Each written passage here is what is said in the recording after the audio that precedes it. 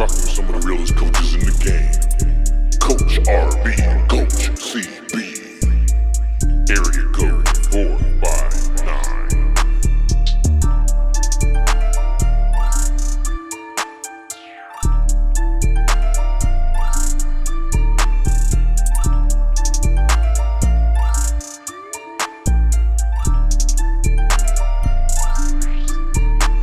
What up, area code 459? It's your boy, Coach RB, and I'm here with my co-host, Coach CB. What's up, CB? What's up, Coach? How you doing? Man, I'm blessed. I'm super excited for the guest that we have tonight. Before we get to our guest, let's thank some people. Go ahead. I just want to give a shout out to In-House Inc. for the logo behind Coach B. Want to give a shout out to J May Crafts for all your household items and her doing a great job with some of our shirts. And also want to give a huge shout out to our guy, George Frost with East Bay. If you want some gear on all your favorite Nike and Jordan apparel, make sure you go hit the link below and check out our store. And also, we can't forget our friends and everybody that has supported us. We couldn't have done it without that. And most importantly, God for the vision that he gave us to use our lives to impact everyone around us. Man, tonight we are talking about investments, all right, in people. But before we could get to our show, go ahead and introduce our guest, CB. I'm so excited tonight to bring to you my friend Jayson Wells. He's originally from Cleveland, Ohio. He played basketball and graduated with a degree in sports management from Indiana State. While he was at ISU, he set the record for most career blocks at 94. From there, he went and played professionally overseas for 13 years, where he won multiple championships and was named to multiple All-Pro teams. Now he is an author of a book called The Things We Know But Do Not Do, an enhancement coach where he facilitates personal and program growth by engaging thought-provoking, inspiring, and engaging presentations. And he is a basketball coach / trainer. Let's welcome to the show, Coach Jayson Wells. How you doing? I'm awesome. I need to hire you. Can I hire you as my hype girl for all my introductions? Of course. Man, you're going to have to get in line because everybody likes CB type. Man, we're super excited. Thank you again, Mr. Jayson Wells, for being on the show today. Today, we're talking about the investment in people, and I have the opportunity to give the introduction to our episode, but the introduction is not going to be long because I want to get straight to the conversation. Humans are mammals who are relational in their genetic makeup. Regardless of how you believe or what you believe, we're all here vying for one's attention or to play an intricate role in another's life. Today, we want to talk about the steps one should consider when investing themselves into another person and the importance of self-awareness or intuition that goes into those steps and choices. I get the opportunity to ask you the first question. So my first question to you, Mr. Jayson Wells, is how much of a role does alignment of values and intuition play when deciding on those relationships? Oh, man. Values... 1,000,000%, infinity percent. At the end of the day, you know, you mentioned that self-awareness piece. And for me, that self-awareness piece starts with who am I rooted in from a value standpoint, from a principle standpoint, from a belief standpoint. And so, you know, even how Caitlin and I really deepened our friendship was her joining a call. And that's exactly what it is. First off, it's humans being humans, it's people being people. Mm-hmm. But a lot of this, you know, I've turned the spelling of my name into the tagline of my business. So the Jay, you know, I consider myself to be a person of purpose. And, you know, again, I can't harp on it enough. Self-awareness. I feel like the reason that most people don't know why they're here or struggle with that question is because they don't know who they are. And who you are is rooted in what am I valued in. And the thing that I come across most is not a challenging of your values as in right or wrong or good or bad, but more importantly, just understanding why you think what you think. And again, that's going back to the why. So if your values are, so for me, for example, I am deeply valued and deeply rooted in connection, simplicity, optimism, you know, challenging the status quo. Like those are all things that do it for me. On top of, we're all coaches on here, you know, you got discipline and commitment and execution and all those things. But those ones that I named are my personal, I call them my hows. That is how I come across and deliver who I'm committed to show up to be every day. I love how you said rooted in your values, because like we always talk about, self-awareness is super important to know what you believe and why you believe that. And when it comes to that and self-awareness, it helps you build those genuine relationships. And Absolutely. I just want to know, like, why do you believe it's important to have genuine relationships, and how do you build this kind of relationship? Yeah, my question in a rhetorical way back would be like, how do you not? How do how do you not build genuine relationships? First starting, and here's the thing, and Caitlin, again, you've heard this for the last couple months that you've been on the call, but for me, the journey that we go on outside of the journey of purpose, air quotes, would be what I consider to be a journey of connection, a journey of trust, and then a journey of love. Like, so that's how we go: connect, trust, love. And all of those things are intentionally verbs.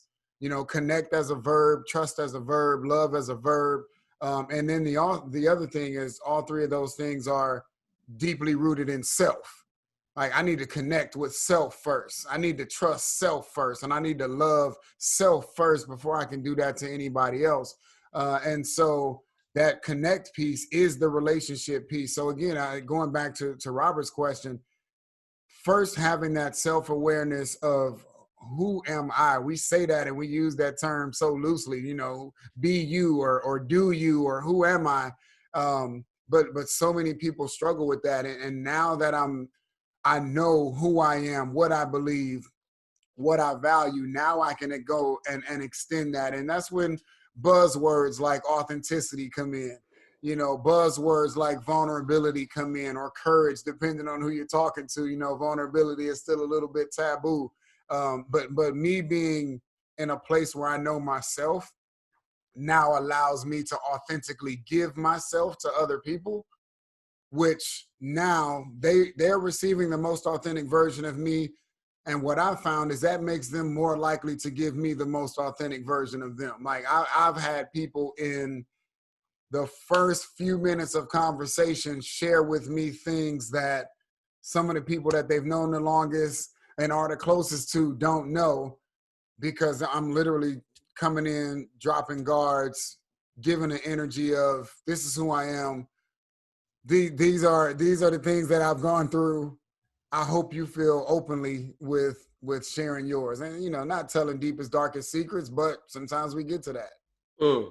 I like how you said that you're dropping guards, because, man, you are dropping some nuggets over here. So I'm hoping everybody's getting what you're putting down. You talked about connect, trust, and love, and talked about how those are verbs. And, when I think of verbs, it's like what you do. It's an actual action. And then you jumped into authenticity, and then you also talked about vulnerability, which is kind of where I'm going to kind of shift to next, because my next question is about that part in vulnerability and stepping outside of the box, and willing to open yourself up to build a connection that can ultimately be strong and something that you can leverage. My next question, or our next question, is sowing seeds or investing into people is important. Do you ever have a risk versus reward mentality when you're sowing your seeds? And if so, what does that look like? Yeah, all risk, meaning I am going in. Gosh, I said this not too long ago, and it was one of those things where I really didn't realize the power of it until I said it. But like, if I'm going into a room full of athletes, or I'm going into a room full of C-suite executives, my quickest thing for Jayson is to, how quickly can I get those people or that person to say me too? And I know we got to be, you got to be safe with those words, or cautious about those words with all the nonsense that's going on, with the Me Too movement. But when I say that, I'm talking about, how quickly can I have someone connect to me through being transparent about, ups, downs especially, being vulnerable. And that's, it's easy to share the great things. How quickly can you share those things that are frustrating to you, or discouraging to you, or upsetting to you? And those are the things that, we like to conveniently keep in their place. And to me, when you talk about authenticity, if I look at authenticity as this umbrella word, I have a visual that I use that actually I feel like the two legs to authenticity, one leg is self-awareness, which is the ability to take the events and the experiences that have gone on in your life and not associate them with good or bad. They just are. You know, that's self-awareness. So that's one leg. And then the other leg of authenticity is stemmed around vulnerability, which again, my definition of vulnerability is your ability to expose those weaknesses, those fears, those uncertainties, those trying times. Vulnerability, self-awareness, those two things point up to authenticity. So if I know what I've been through, embrace what I've been through, and share what I've been through, now we're talking about authenticity. So I think that's where it's all foundationally rooted for me. Do you think those components of acknowledge, embrace, and share are why people struggle with building those long-lasting and cultivating those long-lasting relationships with people? Yeah, no doubt. without a doubt. I mean, think about that. Like those three, and again, Caitlin, you know me well enough to know, and Robert, I even share, like one of my values is simplicity. So I feel like none of the stuff that we're talking about is high level neurosurgeon, rocket science stuff. So connect, trust, love, rooted in simplicity. Acknowledge, embrace, share, rooted in simplicity. And I actually have a chapter in the book that's titled Simple versus Easy. And those words are not synonyms. We use them kind of interchangeably, but they're not synonyms. And I wouldn't go as far as to say that they're antonyms, but they definitely mean different things. And so what's simple is often not easy. And what's simple is often the more difficult thing to do, which is why most people do the easy thing. You know, I often use the metaphor of losing 20 pounds. People know how to lose 20 pounds. It's really simple. Eat a good diet, get some good rest, work out consistently. You know, it's really simple.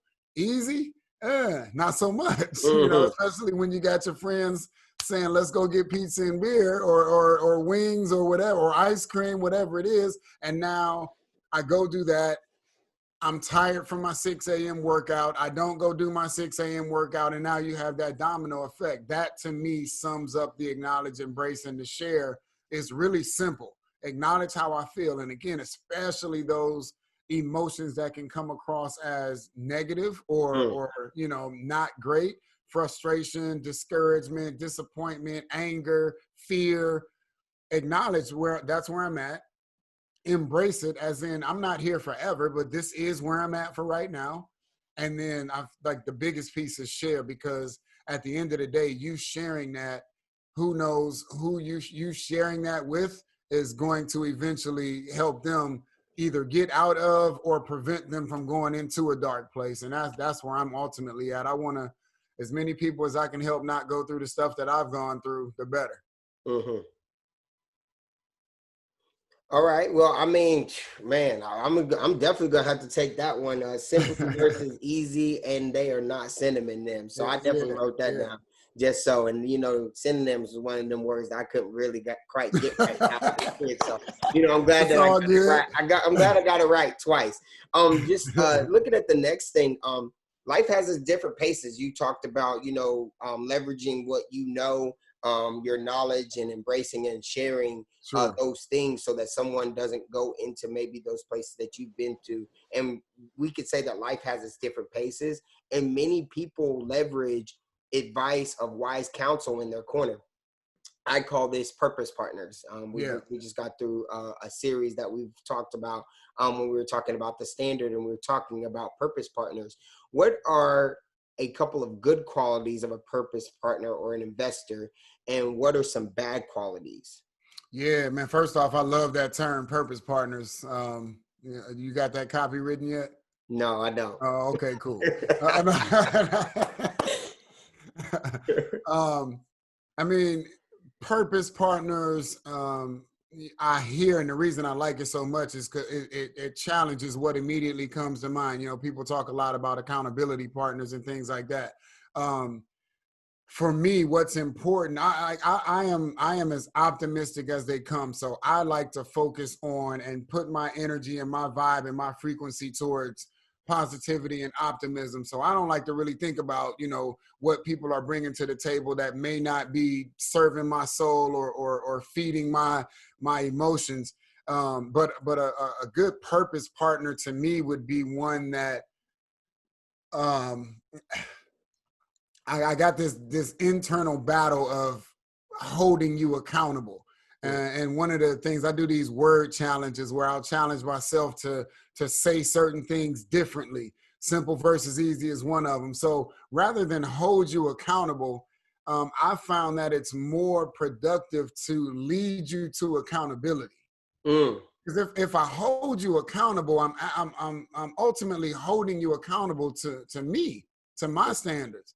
And I don't want you to be held accountable to my standards. I want you to own up and be led to the accountability of the things that you said you wanted. So a lot of the times, you know, when we're talking that accountability piece, I'll flip the script and we'll start off with, hey, what do you want out of this? Now you share with me what you want out of this. And now it's, yo, Rob, man, you know, this is where you said you wanted to go, man. And I just want to let you know that the things that you're doing, that's going to make it real difficult for you to get there. That's not holding you accountable. That's leading you to the accountability that you said you wanted, and the ownership is on you. So I feel like that piece is a really, really, really big piece. And when you start talking about purpose partners, and then obviously you have things like that trust piece or like that honesty piece where, you know, you got somebody that's telling you the truth. But the reason that they're in that order of connect, trust, and love is because I believe trust is a super, super, super high value. But what I've found in my own relationships especially is trust also is rooted in the relationship. You know, I had one of my favorite coaches. He told me something that I wish I was smart enough to say, but I'm smart enough to repeat it. He told me that, you know, the relationship has to be strong enough to bear the weight of the truth. Like the truth is heavy. The truth is heavy. And so you think about that. You think about let's just keep it simple and just talk about giving and receiving feedback, specifically receiving feedback that is growth feedback. You receive tough feedback best from the people that you have the best relationships with. Right. You know, so those things, Caitlin, to answer your question, you know, accountability, honesty, you know, love, which we'll get into, but like all of those things are what I would want in a purpose partner or an accountability partner. You know, this episode is all about like investment into people. When I think about investment, you know, so many people want to be educated on how to invest their money, but few are willing to learn how to invest their time. You know, money is a renewable resource. You can go out, get a job, earn more money after you spend what you already have, but time is the complete opposite. You can't rewind time. You can't earn more. But to build on that, like we spend so much time collecting that, which means nothing in the grand scheme of things. We have all of this stuff, but at the end of the day, it means it's absolutely nothing when you leave the earth. Like people are just saying, oh, she just has a bunch of stuff.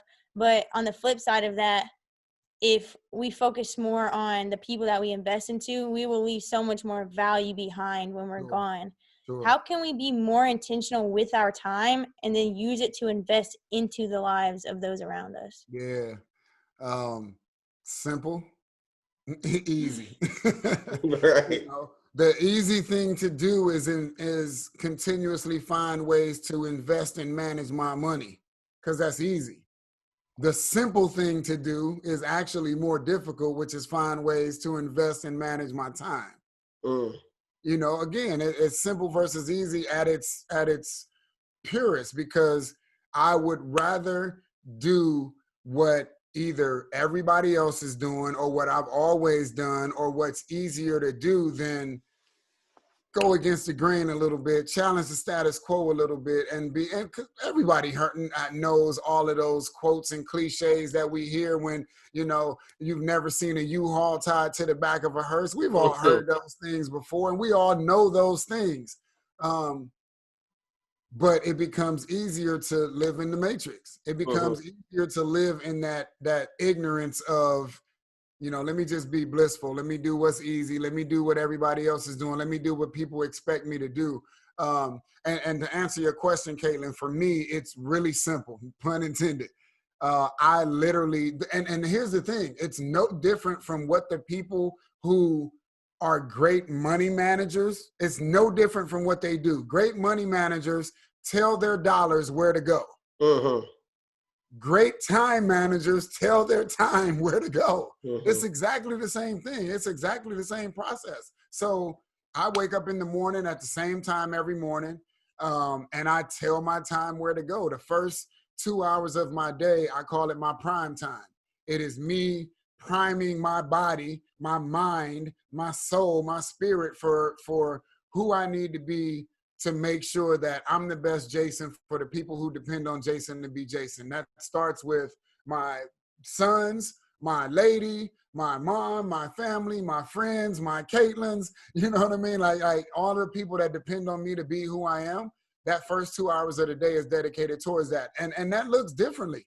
So most days is getting up in the morning, getting my workout in, journaling, looking at something that's going to inspire me mentally. But some mornings it's sleeping in and getting that rest. And I know myself well enough to know what I need to do to show up best. Sometimes it's rest, sometimes it's get up and do what you normally do. But at the end of the day, I literally, right here on my wall, right just off the camera, I have my days scheduled out. I work in 90-minute blocks. 90 minutes, I'm totally focused, phones off, do not disturb, and I'm locked into a task at hand.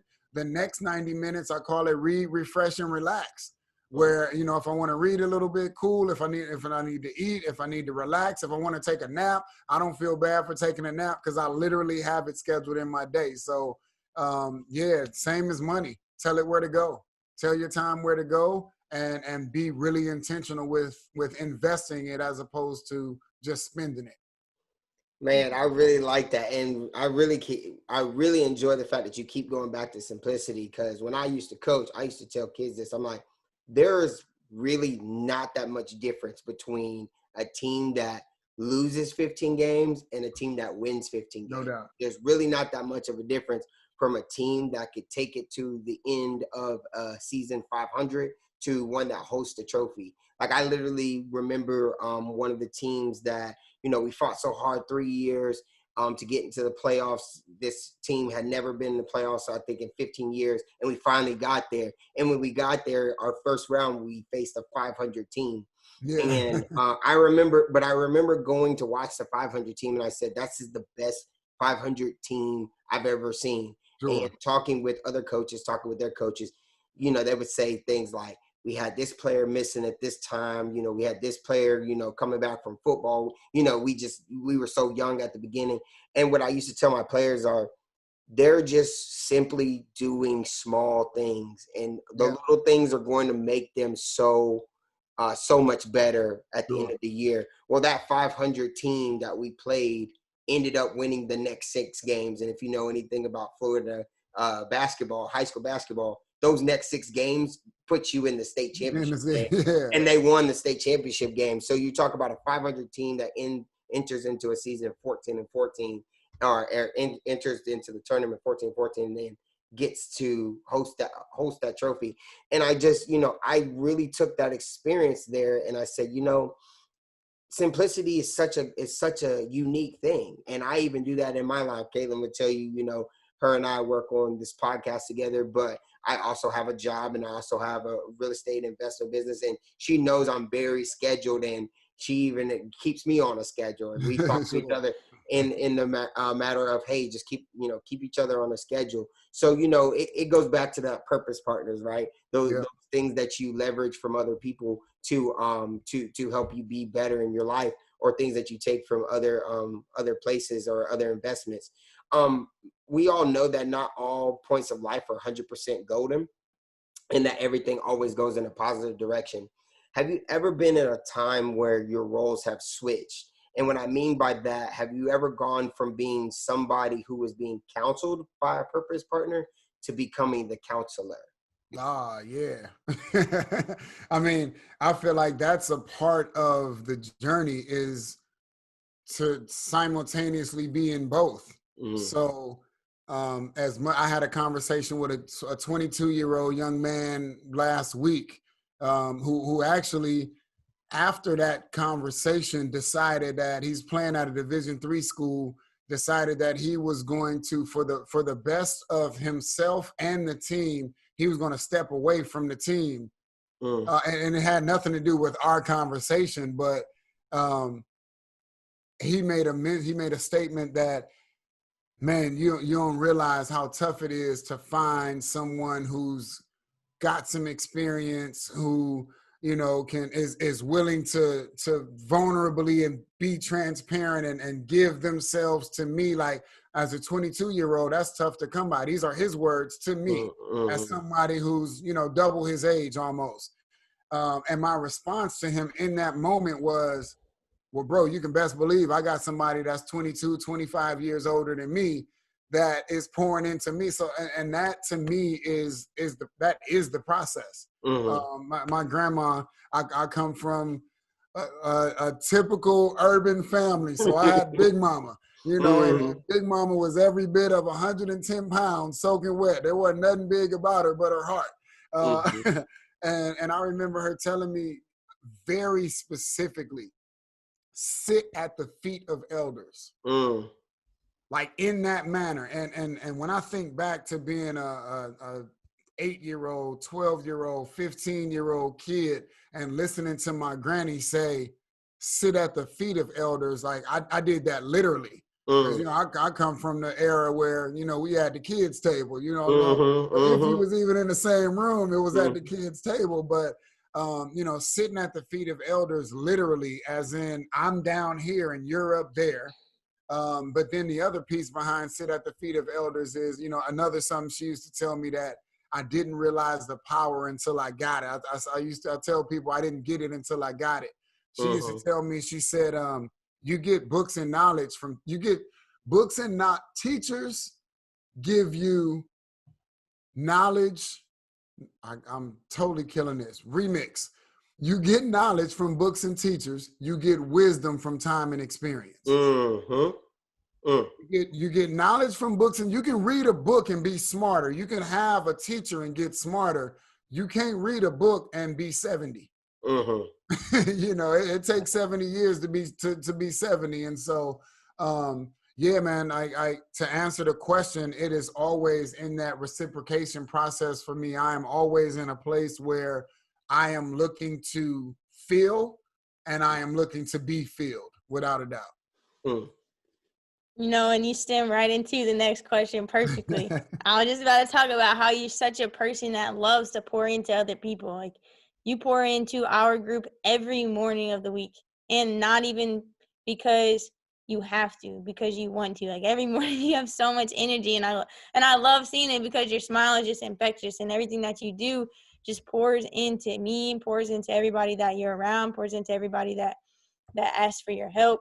And like, for me, this line of work is super rewarding. Every time I leave the gym with kids, every time I leave a tutoring session, every time I leave whatever I'm doing when it comes to investing in people, like, I always leave filled up. Sure. But can you talk to us about the return on investment of what you do, and then how has it helped you continue to grow?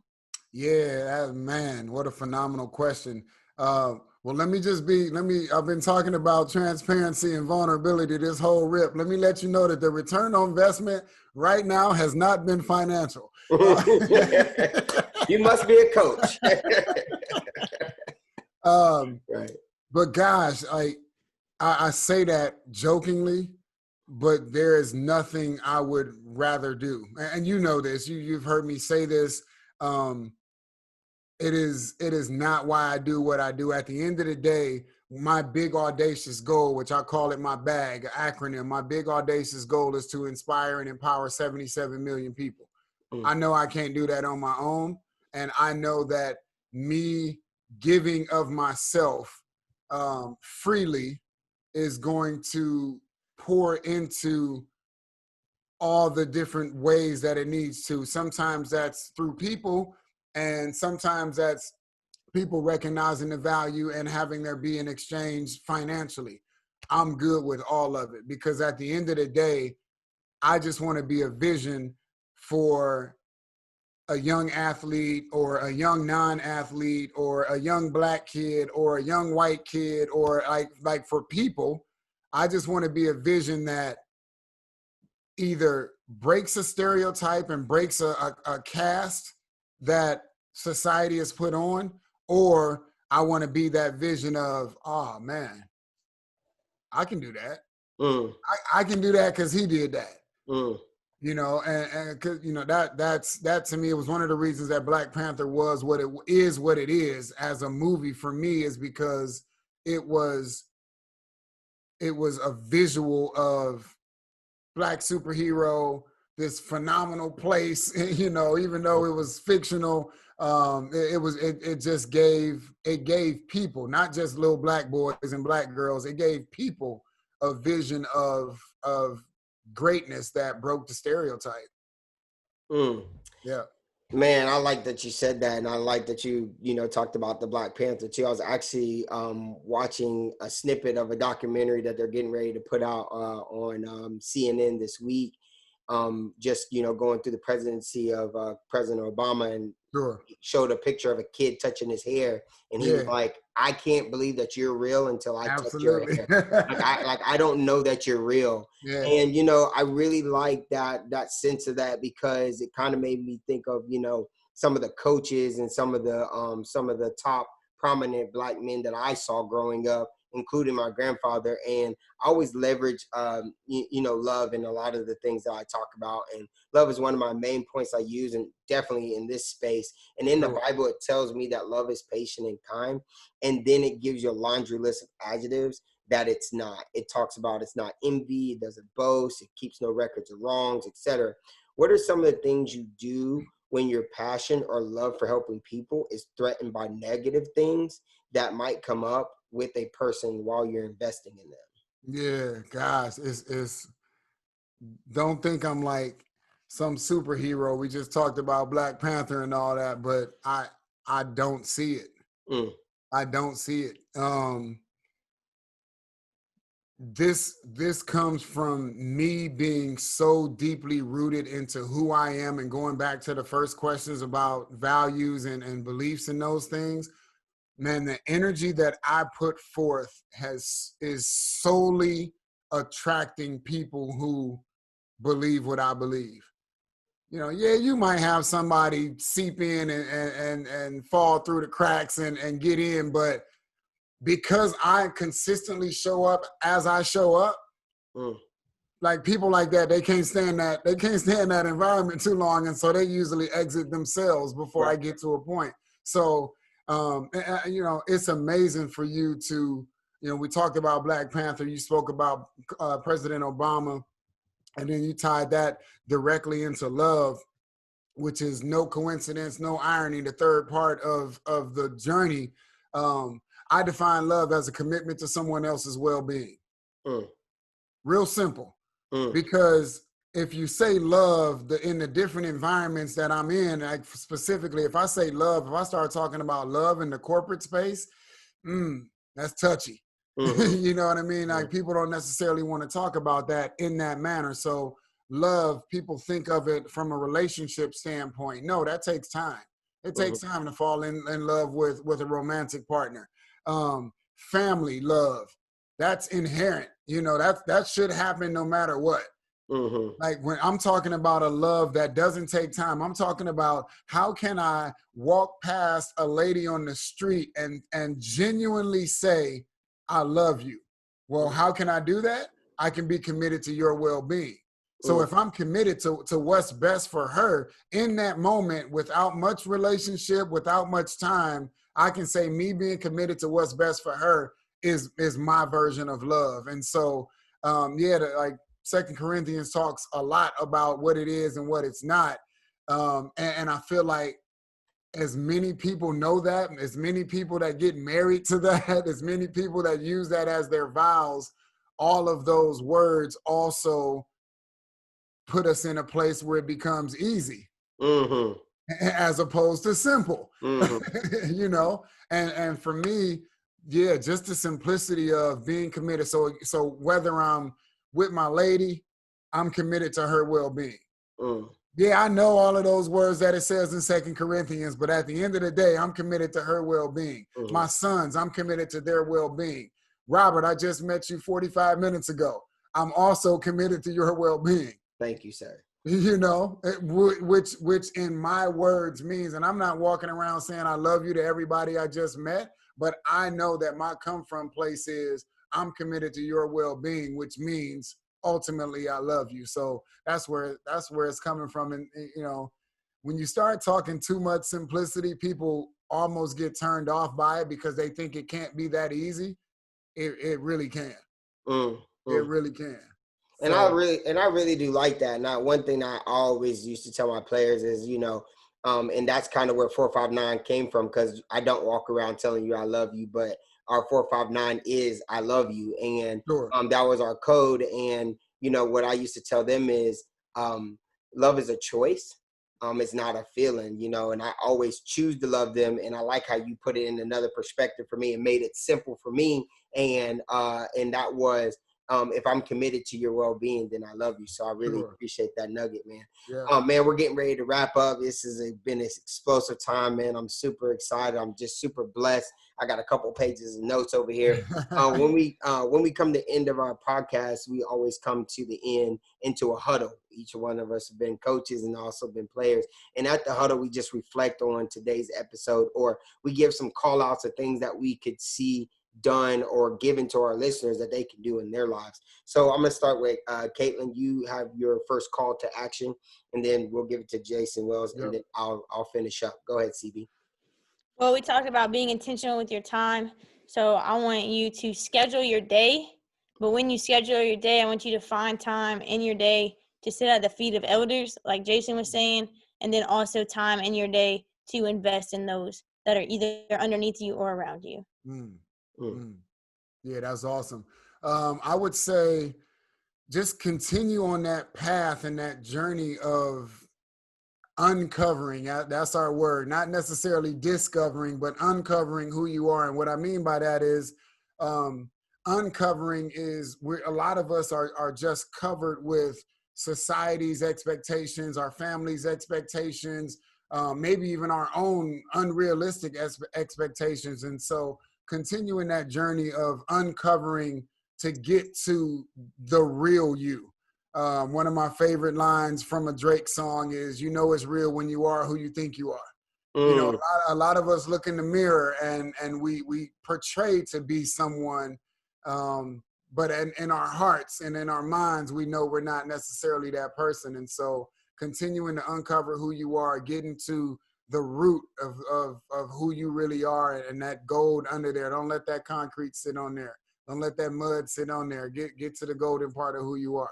And I'm going to stay on that vibe. We talked about things like connection and simplicity and challenging the status quo. And I think one of those things that, you know, challenging the status quo and making things simple, connection has to be the deal. So I'm definitely leveraging people to go out there and find you a purpose partner, somebody that you could put in your corner, somebody that could be investing in you, but then also have that reciprocal relationship where you're able to invest in them as well. So find that purpose partner, sow seeds into them, and leverage that relationship to continue to grow. At the end, we always like to give our mottos. So will start. Jayson, you can go next, and then Caitlin will let you wrap up. I have two. My first is going to be, remember relationships over transactions, and let love be the frequency. Yeah, mine is posted right behind me, especially from us coming from the athletic space. You know, we always use that term, is bigger than the game, is bigger than the game. And for me, if it's bigger than the game, why do we focus so much on the game? You know, why aren't we having more conversations like this that elevate athletes specifically to who they are off the field, off the court, off the diamond, off the pitch, whatever they play, like elevate them to that. Right. And remember, don't discount your value, and let's get 1% better every day. Thank you, Jayson. We appreciate it, man. Thank you so much. No doubt. Be blessed. Yeah.